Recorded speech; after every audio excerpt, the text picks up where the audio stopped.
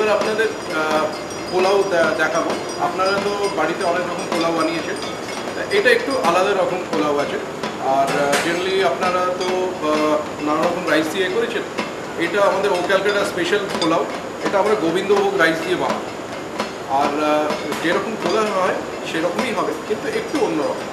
Gobindobhog rice লাগবে, নুন লাগবে, ব্ল্যাক পেপার, একটু কাঁচা লঙ্কা, পেঁয়াজ স্লাইস, আদা পেস্ট, কাঁচা লঙ্কা পেস্ট, হলুদ, গোটা গরম মশলা, সবজি, অল্প একটু ঘি।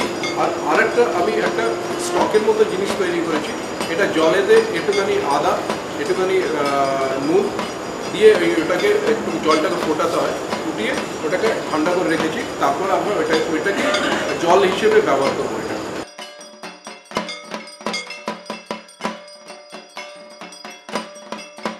এরপর আমরা পোলাওটা শুরু করছি। তো সব থেকে আগে একটুখানি যে জিনিসটাতে করবেন সেটা একটুখানি গরম করে নেবেন।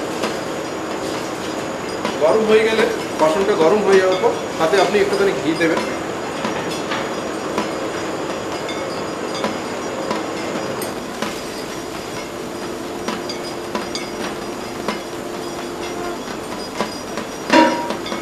ঘিটা হালকা গরম হয়ে গেলে তারপরে আপনি ওইটাতে গোটা গরম মশলা যেটা আপনাকে দেখাবেন সেটা আপনি দিয়ে দেবেন। গরম মশলাটা যখন একটুখানি হবে তখন আপনি ব্ল্যাক পেপার ওতে দেবেন, ওটা ব্ল্যাক পেপারটা।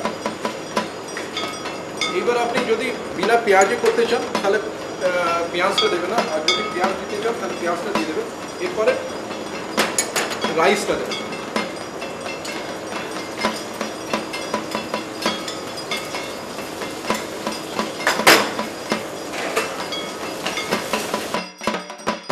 এবার রাইসটাকে খানিকক্ষণ ভাজতে হবে।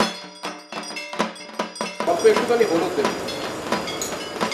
একটু পরে দেখবেন ওটা কালারটা, আপনার রাইসের কালারটা এসে গেছে। তখন অল্প একটুখানি কাঁচা লঙ্কা পেস্ট, আদা পেস্ট, জলটা যে দেবেন, স্টকটা যেটা দেবেন সেটা কিন্তু আপনার রাইস যেটা রয়েছে তাতে থেকে ঠিক এতটুকুন ওপরে থাকা উচিত। রাইস থেকে এতটা বেশি জল থাকা উচিত। তারপর আপনি আস্তে আস্তে নাড়তে থাকবেন।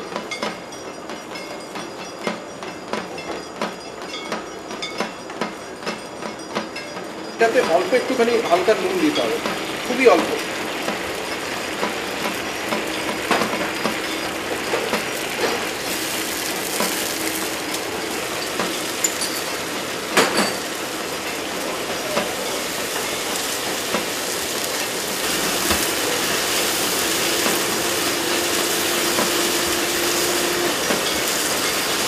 জলটা ড্রাই হয়ে আসবে, শুকিয়ে আসবে, তখন আপনি ওইটাতে কভার করে দিতে পারেন, ইয়া দম দিয়ে রাখতে পারেন।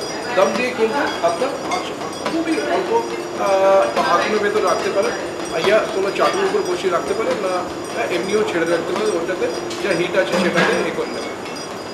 এইবার দমটা হয়ে গেছে মনে হয়। হ্যাঁ, হয়ে গেছে।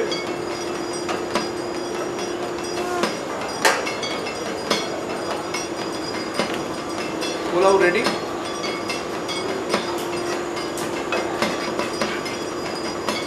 এটা যখন আপনি বার করবেন দেখবেন একটা খুব সুন্দর গন্ধ বেরোবে গোবিন্দভোগের রাইসে।